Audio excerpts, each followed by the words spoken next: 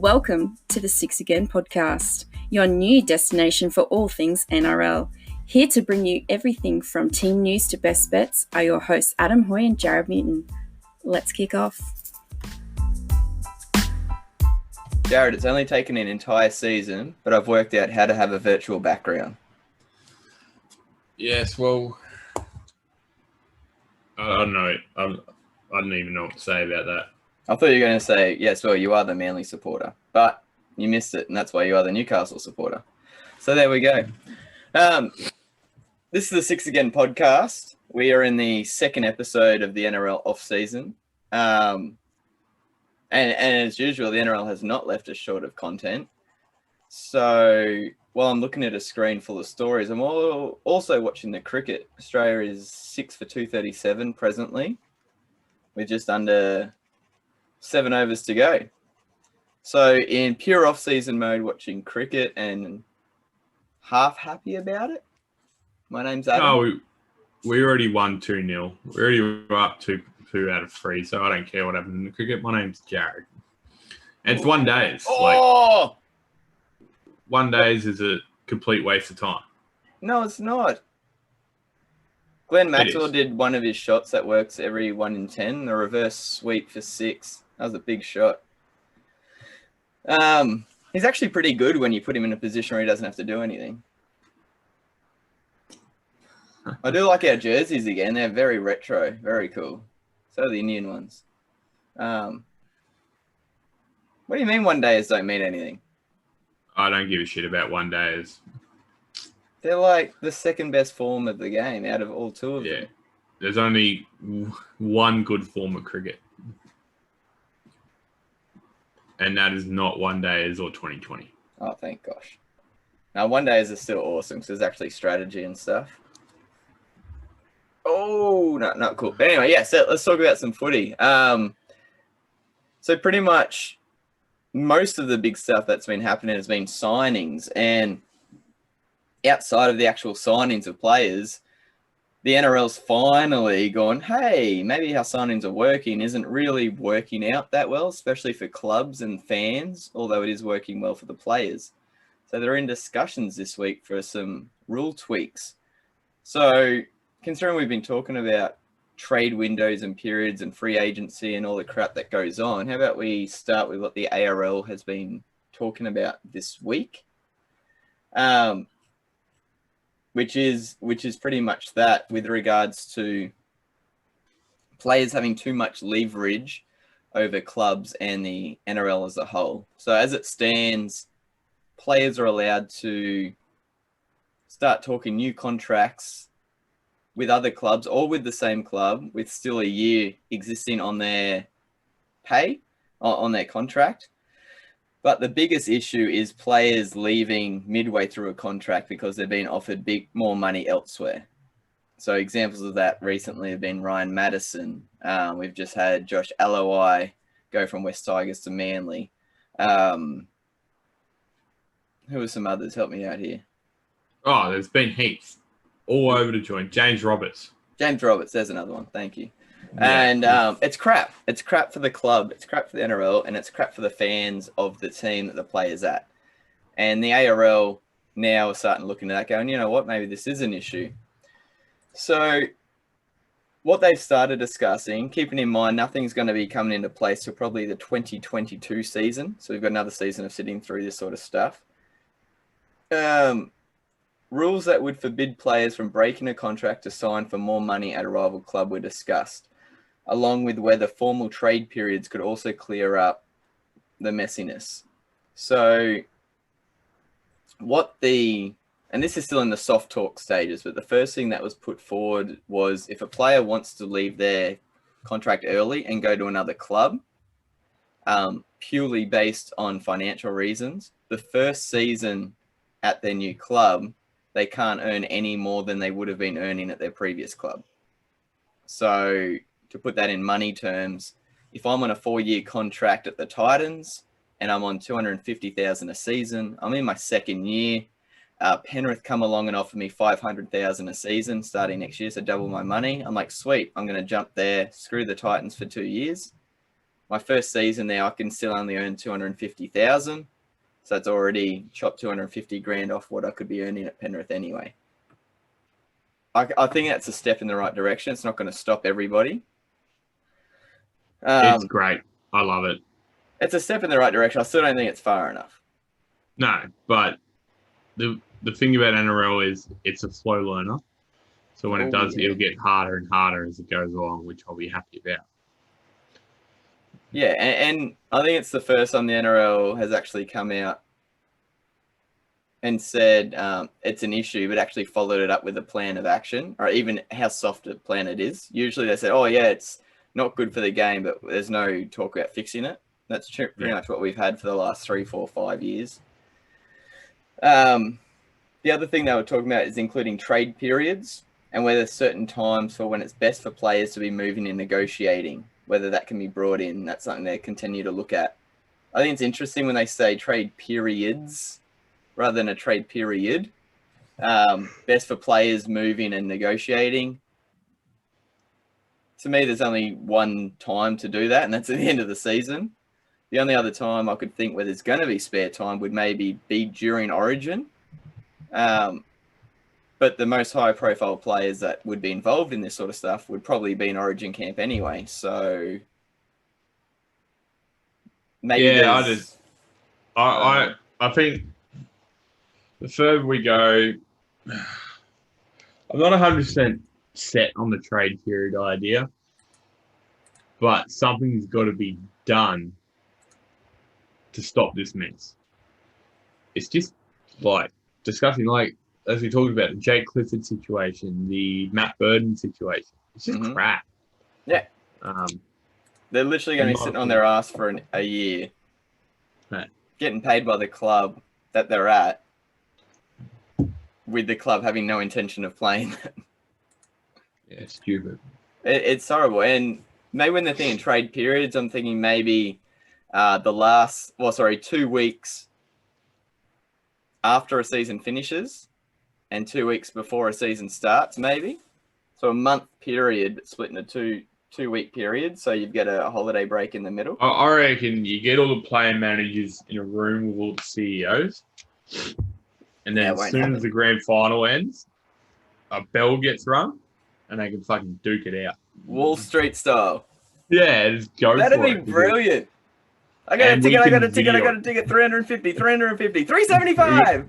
We can video it. That'd be, and even better, you could sit grandstands up around it for fans to come and watch. Oh, mate, you'd have a money board. Yeah. Free agent. It's almost like an auction. Free agent coming up to the block. It's a bit inhumane to be doing that for humans, but no, it's not. But in saying that too, this is where NRL's at, because I know we'll get to it, but it's come out today that Benji Marshall rejected Hull KR. Yeah. And if you believe his manager, he's come out and said there's 3 clubs chasing him. That chases me for 3 weeks. 4 weeks. There's there's 3 weeks before preseason, so they better hurry their ass up. If they really were chasing him, they would have signed him by now. 2, that's exactly what this is. Oh, there's 3 clubs chasing me. I'm gonna bet against them each. Go, oh, that guy's offering me 250. Oh, this guy's offering me 225. It's exactly the same, except instead of just duking it out over one night, it's a 3 to 6 week process now.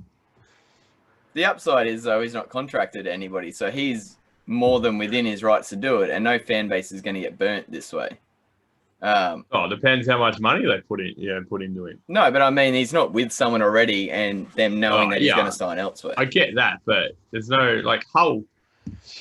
Yeah, either way, let's keep going. We're in December at the moment, and I'm a big Premier League fan, so their transfer window's over January.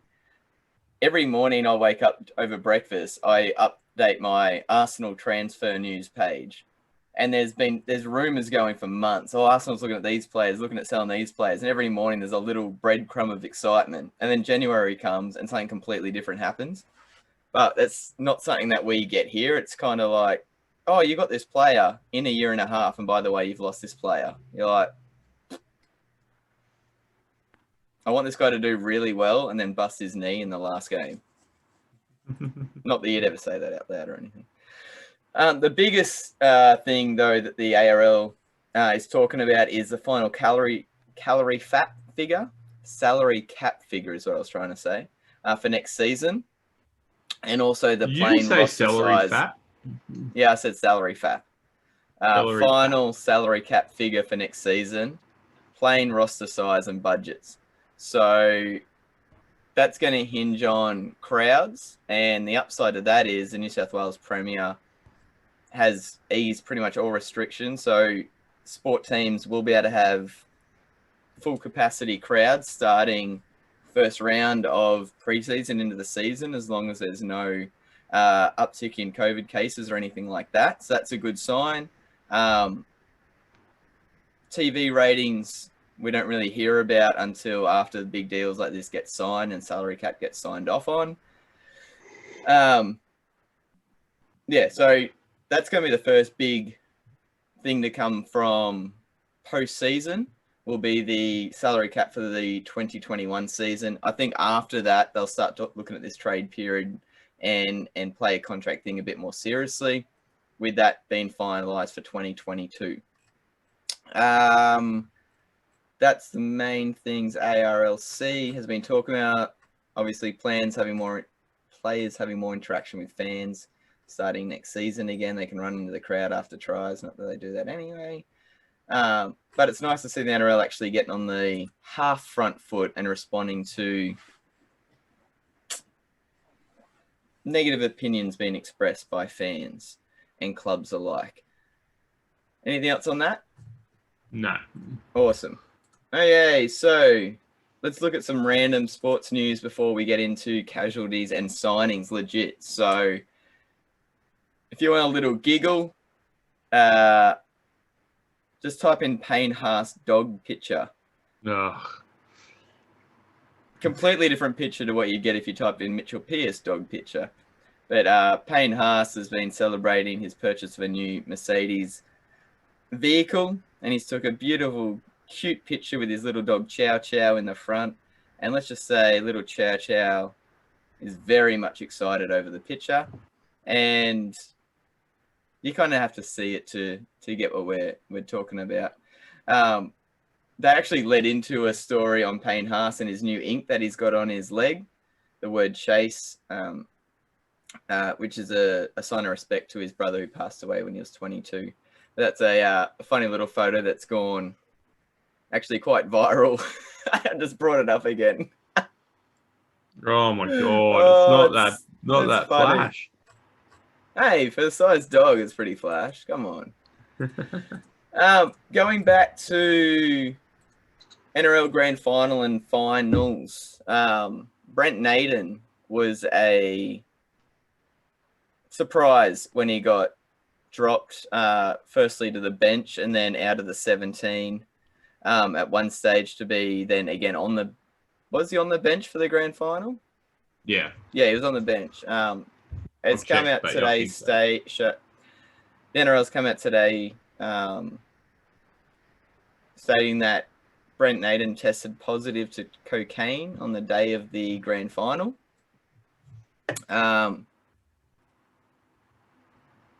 He's talked about problems with alcohol in the past. He's been in rehab for alcohol issues. And his positive A sample for metabolites of cocaine registered in a post-game test on the 25th of October. So on the same day as the Grand Final. He has the opportunity to have his B sample analysed. The NRL has spoken with Mr. Naden and advised him of support services available to him.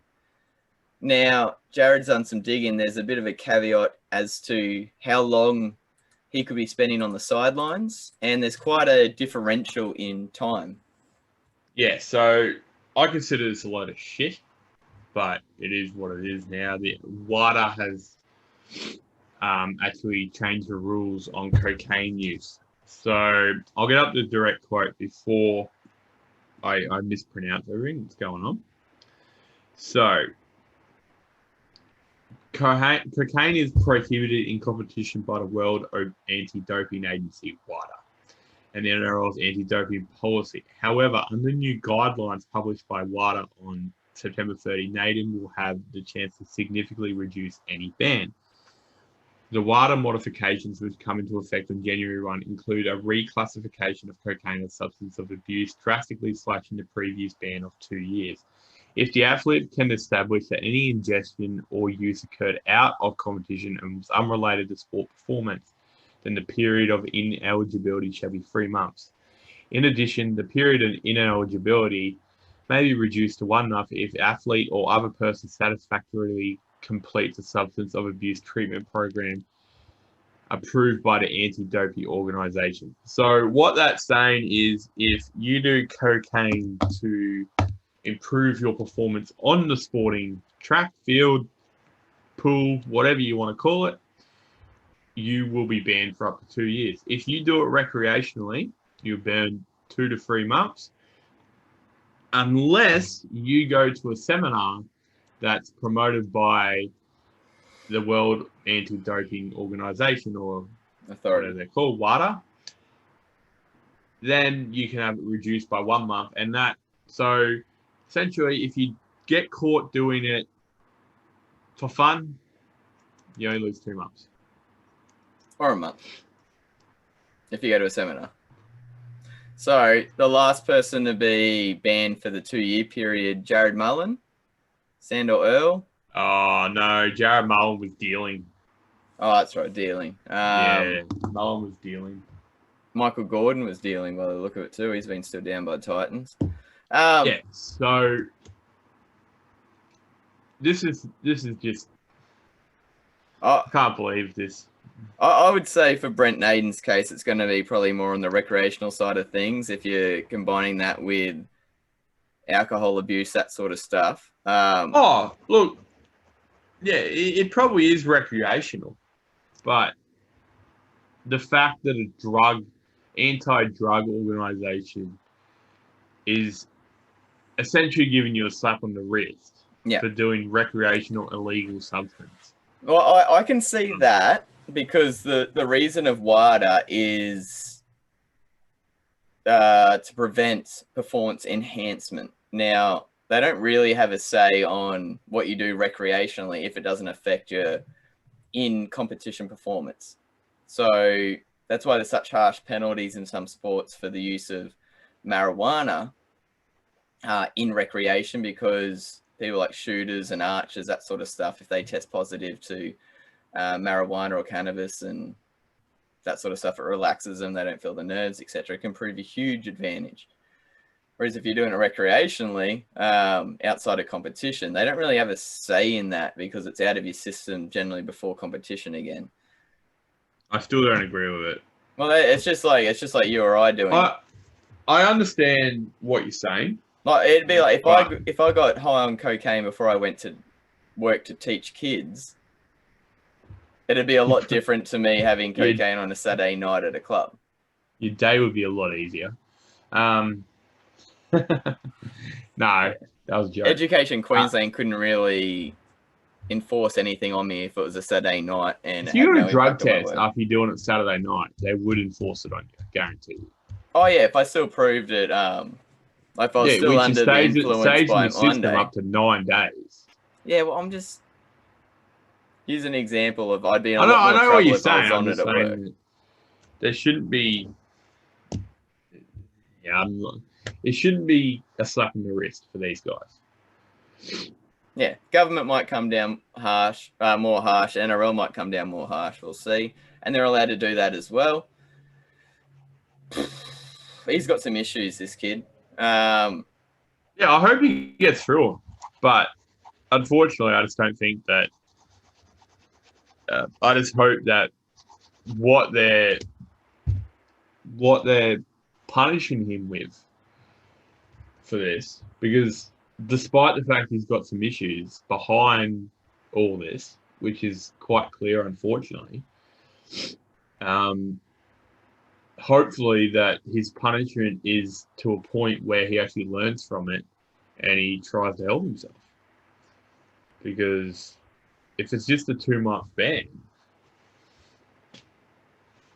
yeah, like is that There's going to no be real enough to lesson go, learned. I got to turn this around? Or is it going to be like, oh, well, I've got away with it now. Let's just Is keep it a going. 2-month ban with no pay, or is it a 2-month ban from no play, or both? I don't know. When I first heard the 2-year ban for cocaine as a performance-enhancing drug, you'd have to be a pretty seasoned user of it, or have it so specifically modified to your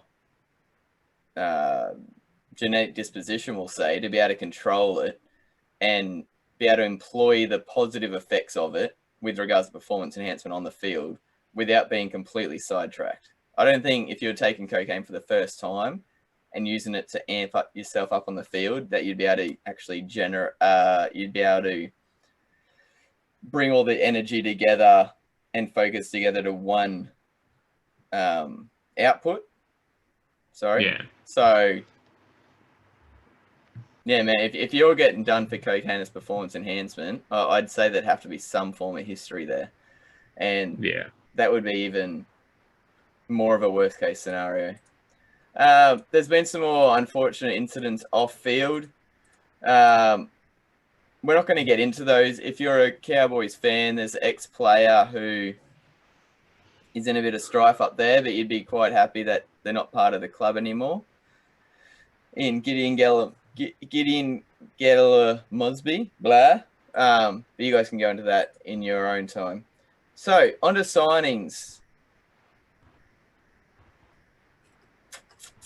Actually, screw that. Let's do casualty first. So, there's casualties already? well, Bloody most of the off-season casualty news is updates on surgeries, and people like to know how their players are going, so it doesn't usually pop up on their feeds all the time. So we'll start with the Roosters.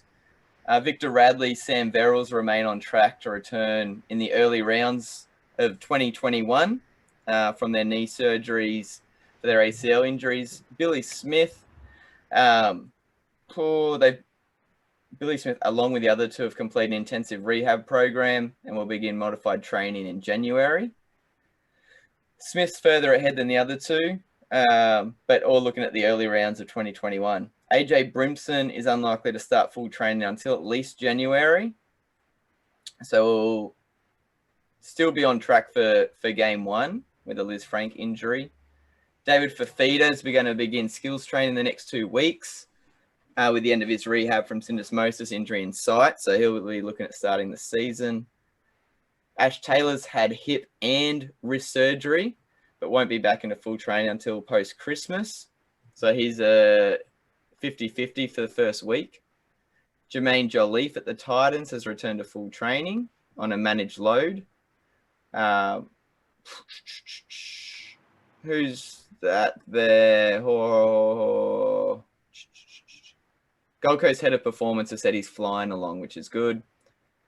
Jai Whitbread has begun rehab after his ankle surgery. Rejoining the full squad before Christmas is his hope.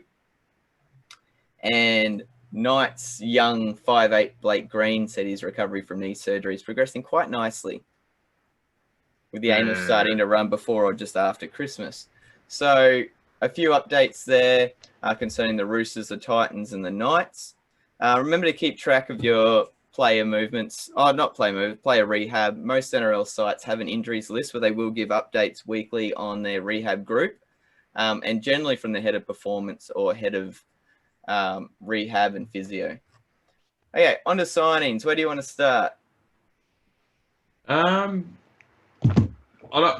actual favourite signing out of all of them is Tigers signing Alex Seyfarth. Oh, we've already covered the Benji Marshall one, eh? Yeah, no, my favourite ones. I really rate Seyfarth. He's a really good young player, and it's a good pickup. I think they got him on a 2 to 3 year deal. I think they're still preparing to re-sign him, but they're looking at a 2 to 3 year deal. Yeah, that's my favourite one out of all of them. Oh, sorry, no. Back on, it's set to be retained on a 1 year deal for next season. Oh, right. He was pushing for longer, but because they got Joe Offengawi for the 3 years. On Benji Marshall, he was being offered $780,000 or $750,000 for one season over in the Super League. With Harley would have gone over there as the Super League's highest paid player at 35 years old. Not a bad Yeah. pay packet to pick up He in one would go. thrive in the Super League the way they play, though. Oh, yeah. He would just have so much fun because it's a lot more open over there. Yeah. Do you know how much fun he'd have on that free play rule? Yeah. That'd be sick. He'd just go nuts. David Norfoluma is still under contract for the Tigers till the end of 2021. And he has stated that he loves being at the Tigers. He says, I obviously love the West Tigers and the fans. You can tell by my passion. But in reality, I'm heading into what could potentially be my last contract, and I need to explore and weigh up all options.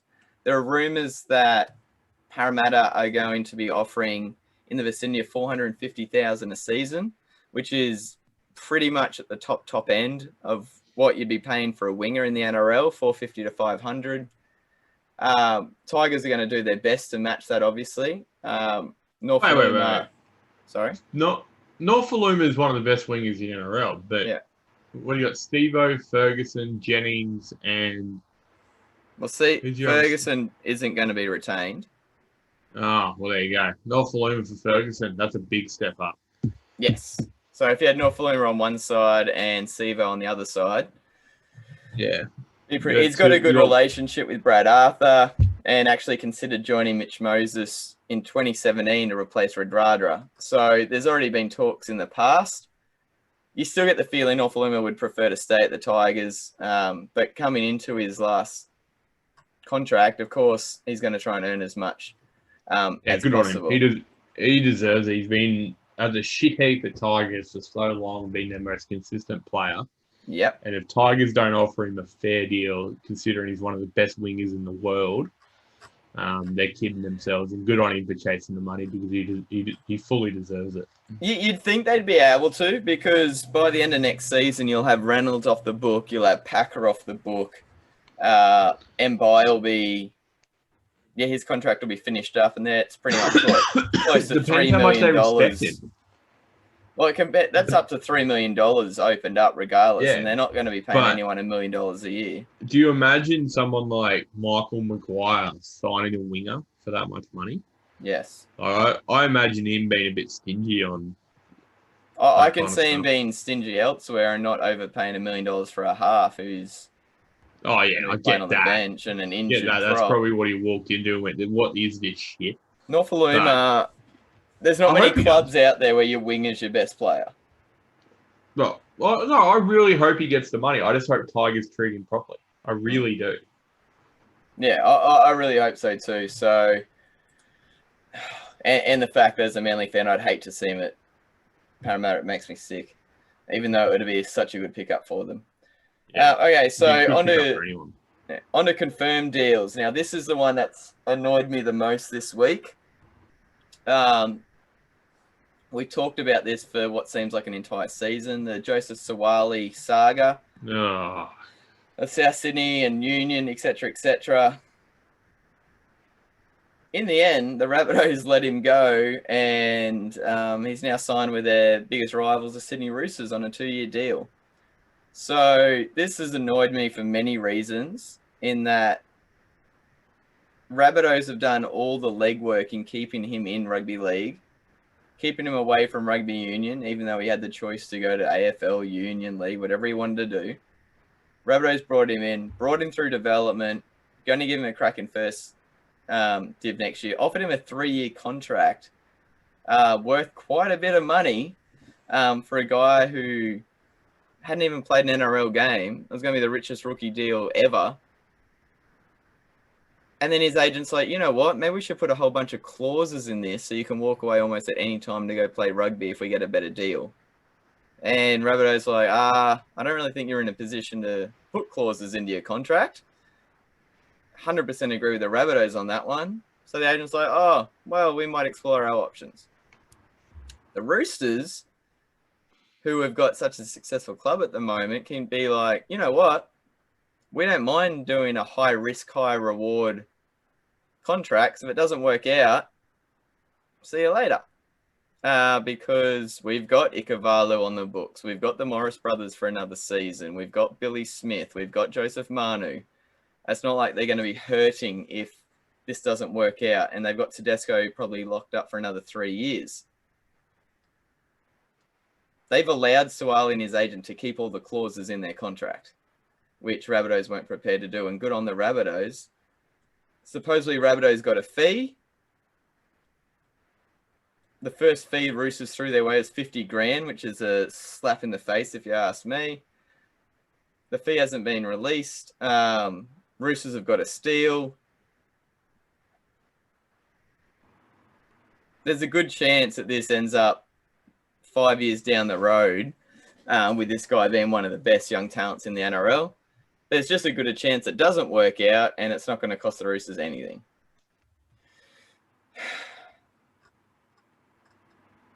I don't know. It's You know kind of what? like, it's. I feel do not shitty. give it. You don't give a shit? I don't give a shit. I really don't. Like, Why? How can you not? he's looking after himself. Can you just take your background off? No, they must have. I don't know. I must have moved too much. My background. Yeah. So, if the Roosters are silly enough to allow this contract to go through with all those clauses, that's their problem. And on Suwali's point of view, why not chase the money while you can? I don't think he's chasing any money. There's no difference in pay packet. Yeah, I think but he's why actually not on put the less at best the thing Roosters. forward for you? Because he's. Why not put the best? Why not? Because the thing about it is, I don't think you can. I don't think you can agree with that, and then also agree with what the players are doing at the moment in the NRL and ditching contracts and going to somewhere else for more money. yeah, but the thing of the difference was he wasn't contracted anyone. He's not, but he also hasn't earned He anything. played the field. He told him what he wanted, and he found a high-profile club that gave him what he wanted. I don't agree with him trying to get that shit. I really don't. But the reality of it is, Brewster signed him with those clauses for that money. Why not take it? I think the NRL should have done more of this one. Oh, either way, they did. He got what he wanted. Roosters obviously wanted him enough to do what they did. And I think, yeah. It's just like he's not losing anything out of this. No. He I just done hate well how enough. I just hate how a club's put so much into it, and that the guys literally got allowed to dictate to the club. And the Rabbits did the right thing. I 100% agree. Yeah, I 100% agree with the Rabbits. I just hate the fact that they had to be put in that position to start with. Like, this has a potential of being a bigger signing for the Roosters than Ponga at the Knights from the Cowboys. Yeah, but the reality of it is, Roosters got him. Fuck. Yeah, I have no problem. I think it sets a dangerous precedent because, like, it's just, and unfortunately, it's how the game works now. This is. We're talking before the NRL stepping in. They have to squash this so it never happens again. They have to, because if you look at I think they just have to squish it because of the precedent it can set. So if we get to the point where you're looking at players dictating everything, you're going to get to an NBA situation where the players are going, I don't like it here, I want to get paid this much, and I only want to go to that team, and you're going to make it happen. Yeah, okay. So who are you mad at here? Suwali, Roosters, or the NRL? On principle, Suwali. No. On principle, he's done the right thing for himself. Yeah, he just did it in a dog way. That's why I don't like the principle. Same with Daly Cherry Evans. What? When he backflipped on Titans. It's exactly the same thing. That's a completely different situation. No. He signed with the Titans. He signed with Manly first. But no, he didn't. Yes, he did. He did not. Then No, why'd he sign with the you're Titans? one of like all the people that listen to the media and doesn't do any research yourself. He signed with Manly on a 3-year deal with the board. Board switch. The new board took that contract out and said, here's a new contract, paying him less than he'd already signed for. So he goes, no, I signed for this contract. They're like, that was with the previous management. This is what we're offering you. So he's like, I'll look elsewhere. So then the Titans go, hey, we'll pay what the other guys were paying. And he's like, oh, okay. Manly's board switched again because there are a bunch of I'm not really going to say that word because they don't know how to run a club very well. Imagine what Manly could have done with a board like Melbourne and that team. But anyway, board comes in saying, what the hell are you doing? He's our best player. We need to lock him up and put a new contract on the table. So while it looks like he backflipped on the Titans, Manly's board backflipped on their captain. That was a completely different situation. Okay. Hold up. I get going for the money. I get that this way. This is what Cherry Evans quoted. But doing it the other way is not right. Okay, so I can honestly say that I gave absolutely no indication to Manly that I was going to stay. Which Manly? Which board? Just say Manly. Yeah, well, that's nothing.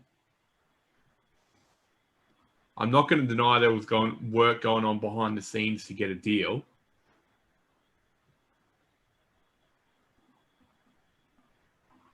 He said the decision of good mate Nate Miles to sign with Manly had not entered into his calculations. Mm.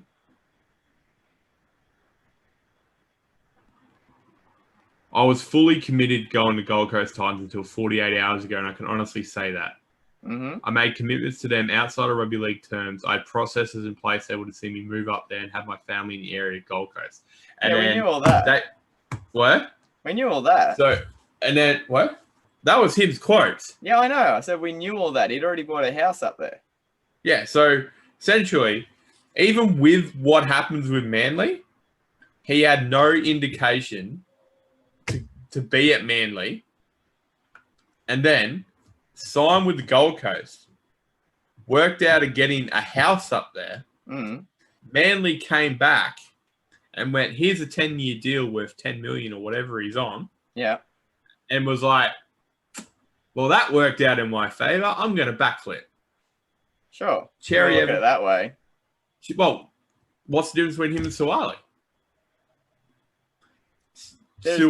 There is not an Suwali NRL... betted South Sydney and Rugby Union ARU against each other to get more money and get these clauses in the contract. Rugby Union couldn't afford it because they're paying out everything else. South Sydney said no to his thing. I'm going to go to a club that gives me what I want.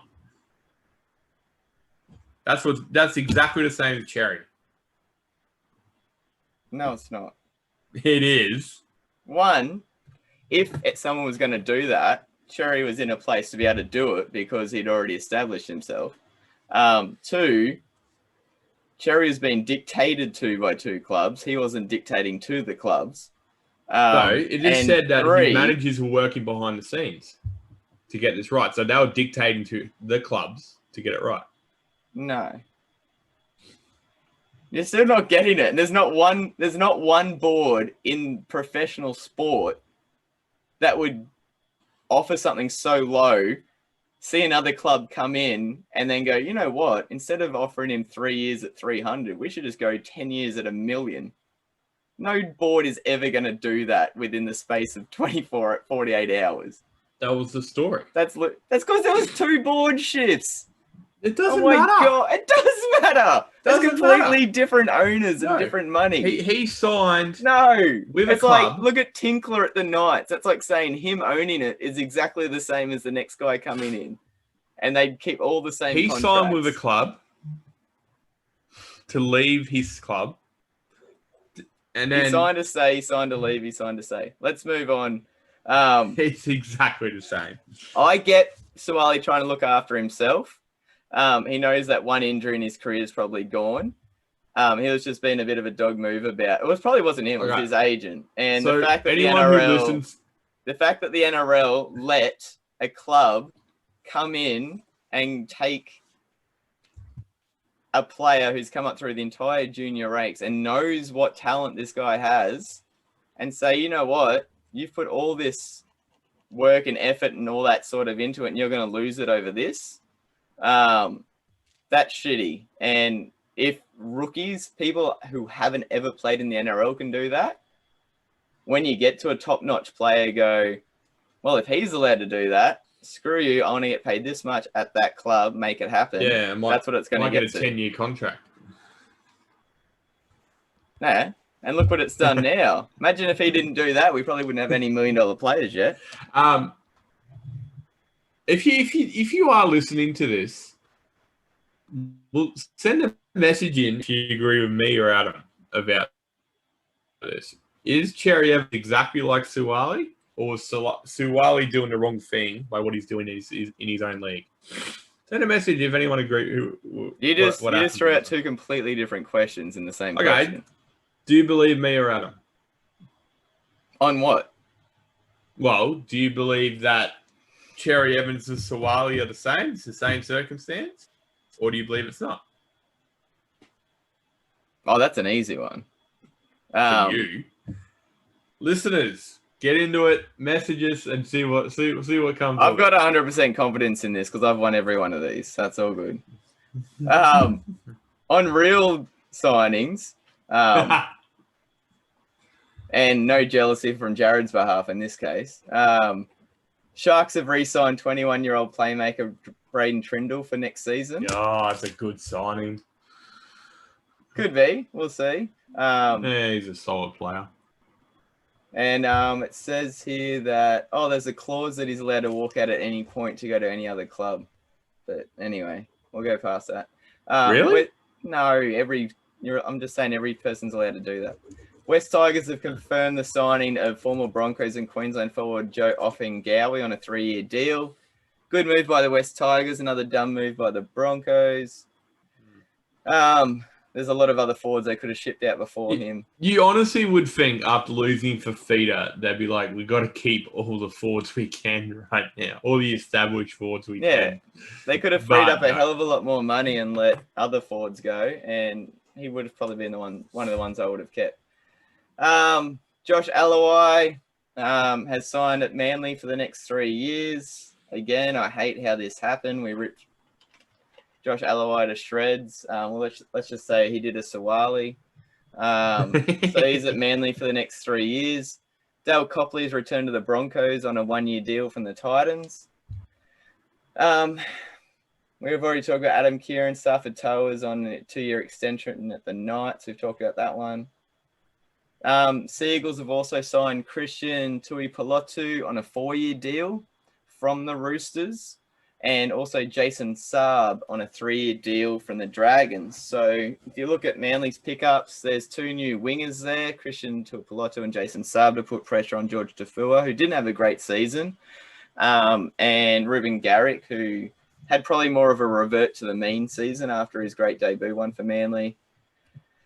And then also Josh Alawai as a replacement for Fanua Blake. So he'll slot straight into their starting pack, you would assume. Yeah. So with Garrick,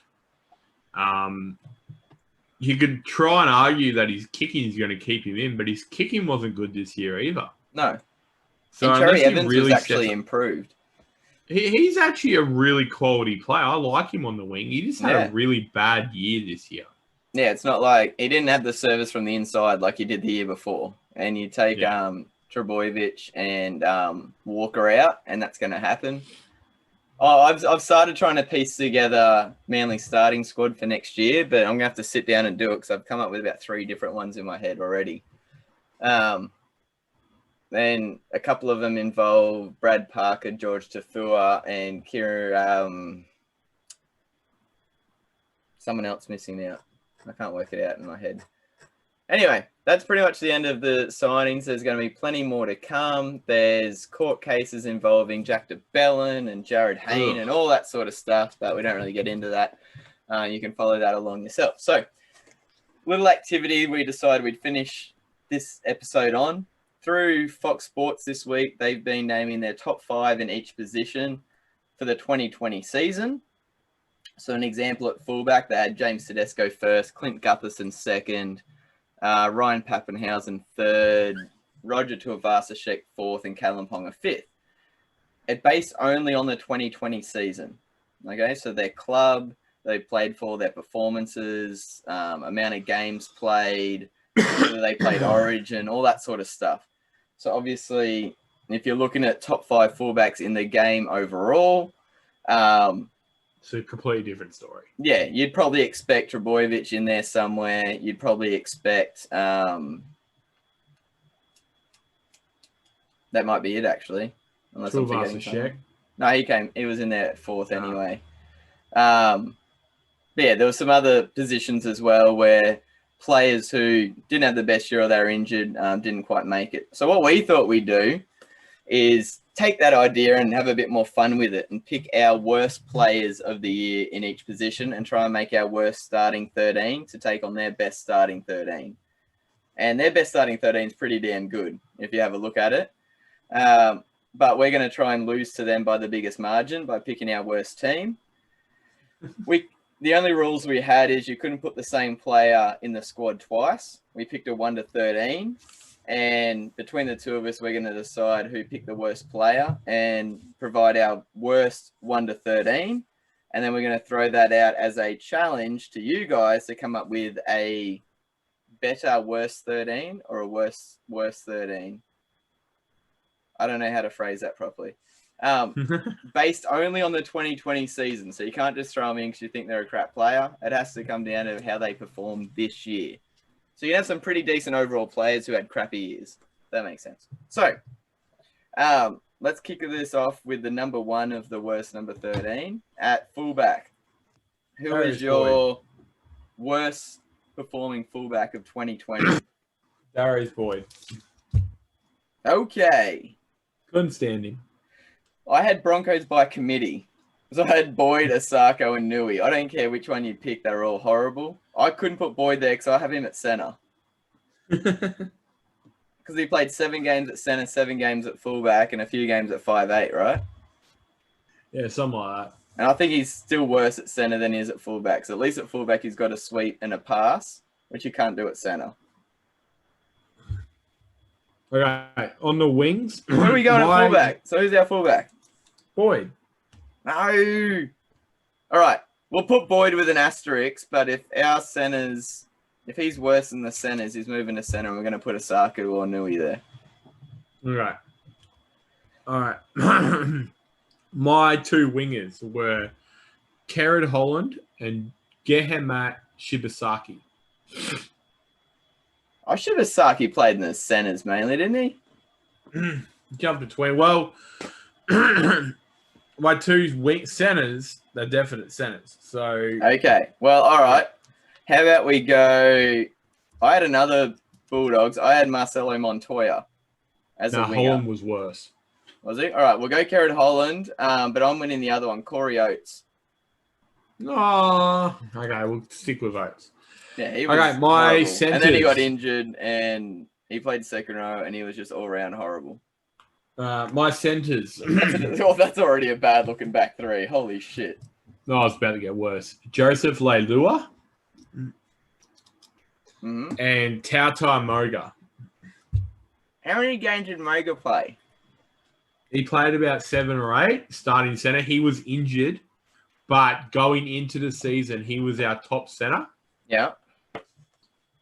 Until injuries and the Melbourne game happened. Yeah.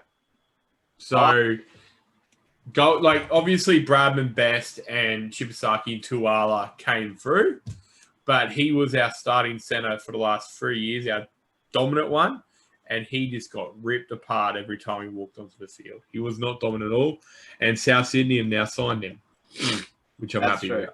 I can see why you put JJ Leilua in there.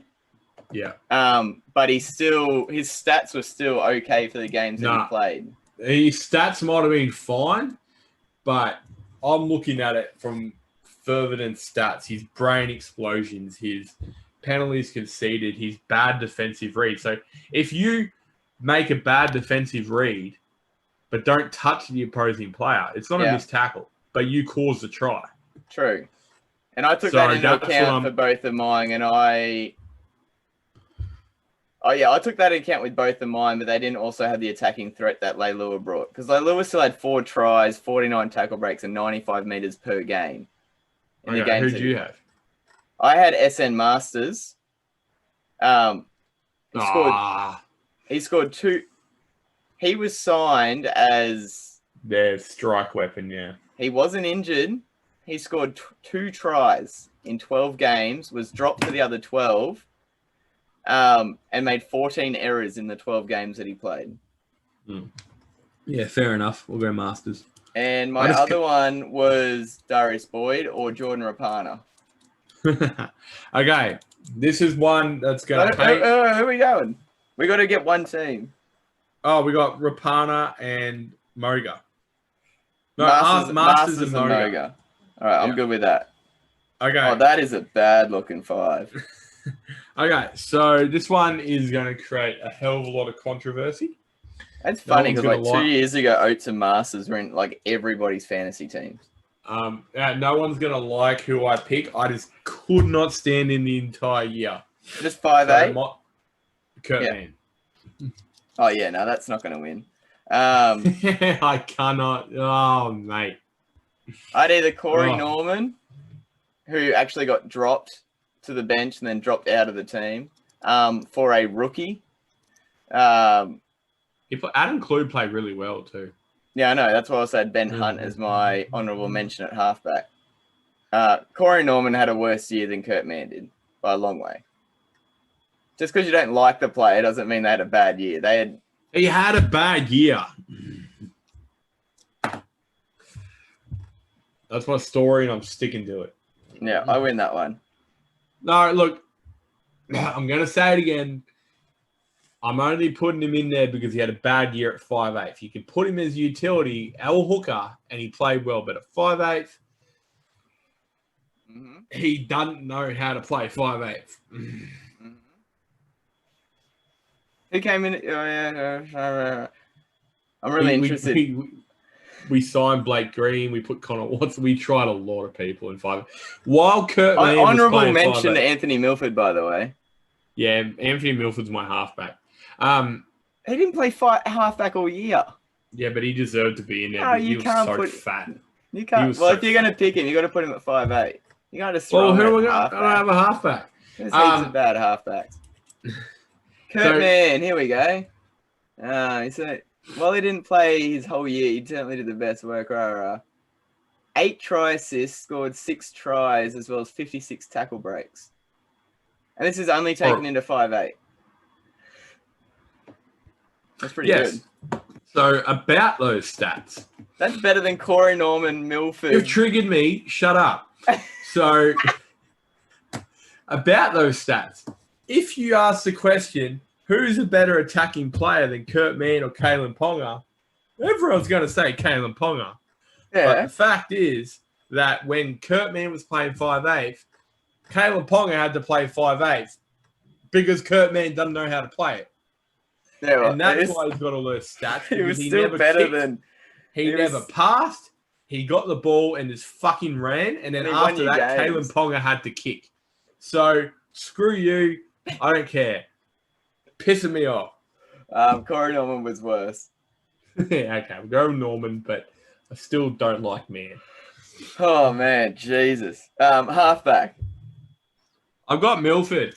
I don't care what he was horrible. He came in so unfit after thing. He wasn't ready. If you want Milford so bad, because he was my honourable mention at 5'8", we can put him at 5'8". No, because Corey Norman was worse than Milford. Yeah, no, but you can't have Milford at halfbacks. My halfbacks are worse than that.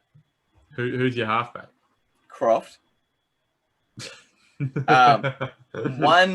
This is a halfback that came from Melbourne. 1 try assist in 14 games. 2 line dropouts. Yeah, I know. I get it. That's... You know what? And those stats probably would have came from the first 2 games as well before COVID. Probably. Yeah, because he was actually playing really well, and then COVID happened, and then the whole Broncos team just obviously got Uber Eats to McDonald's and just massive ate the entire COVID period. Honourable mention to Luke Brooks and Ben Hunt for being dropped for a rookie as well. Who's your prop? Props, Jesus. I think we settled on the same 2 props because I had Corbin 2 Sims in my head, and then your 2 were worse. Corbin Sims, and just going on this season, Andrew Fafita did not have a good year. Nope. Okay, so agreeing with that. Who's your hooker? Isaac Luke or Jake Granville. I had Savili Havili. Is that how you say his name? Yeah, but I just think Canberra lost way too much the games he played a hooker, and then they got lucky because they brought in Starling. And then he ended up playing as a rotation forward. I had Jake Granville because as a premiership winning hooker going into a season with the only competition being a flyer on a guy out of Canberra who couldn't crack their squad down there being Reece Robson, and then starting the season... St. George, sorry, and being a starting hooker and within 3 games being showed up by the bench, losing your starting role, and then being out of the squad for the rest of the season. Yeah. Him or Isaac Luke. Losing the hooker role at St. George is one thing. Losing at the Broncos is something else. Yeah, we'll go. At least Harvey played through the finals. Yeah. We'll go Granville. I've actually taken this list quite personally because my next guy at second row. Yeah, I think you have. I really don't like him, and I never have. Fitzgibbon. Even when he was captain at Newcastle. Fitzgibbon. No. Tariq Sims. Can't stand the bastard. Tariq Sims? Yeah. Yeah, I had him too. He was horrible. He will never take on someone who's same size or bigger than him. He will only take on little people. Well done, the Sims family. 2 for 2. Yeah. Great okay, season. And my other second rower, who you got? Jack Krzyzewski. I got Dean Britt. Who? Bulldogs second rower. There you go. Bloody hell, I don't even know who that was. He weighs less than you do. He's about your height.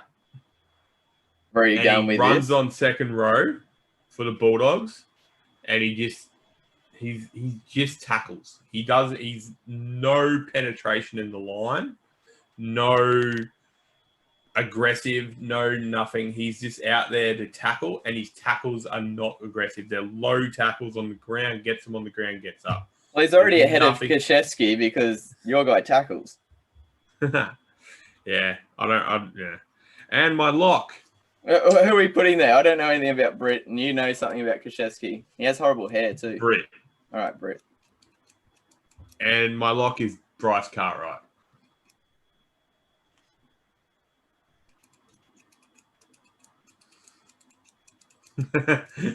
Who's your lock? Yeah, right. I had Jack Williams. He was horrible as well. Right. Bryce Cartwright wins. Because Williams went into the season as their starting lock and then ended up not even in their 17 because Magoulas came through, Royce Hunt came through, Toby Rudolph took his spot from a prop to a lock. But yeah, I'll go Cartwright. That's horrible. Yeah, I'll go Cartwright. Okay, so the starting squad was Boyd. At fullback. You got to read it. I didn't write it all down. Boyd at fullback with Corey Oates and Kerrod Holland on the wing. Tau Moga and SN Masters in the centres.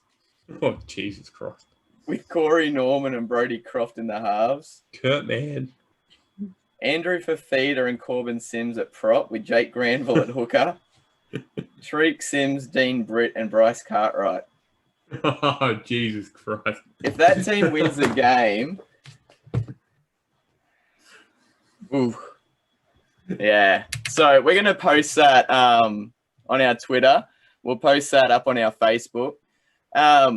we're going to start a little competition where over the Christmas holidays, we're going to be getting some shirts and some stubby coolers designed and printed up with a 6 Again logo on it. If you want to win yourself a stubby cooler, you need to come up with your worst 13 for the 2020 season. Send it to us or post it on our Facebook page, or tweet at us at 6 Again Pod, or send us a DM on Twitter. Get us your starting 13 somehow. Jared and I will vote on it and have a winner before next week's episode to win yourself a 6 Again Stubby Cooler over this holiday period. Anything else from you, Jared? Nah, I'm going to bed. All right, you go do that. I'm going to I'll probably go to bed as well, actually. I do have to work tomorrow. I had kind of half a day off. But yeah, I'll get this posted up. Come up with your worst or your best worst starting 13 for the 2020 season. Shoot it to us and have a good week. See you next week. See yous.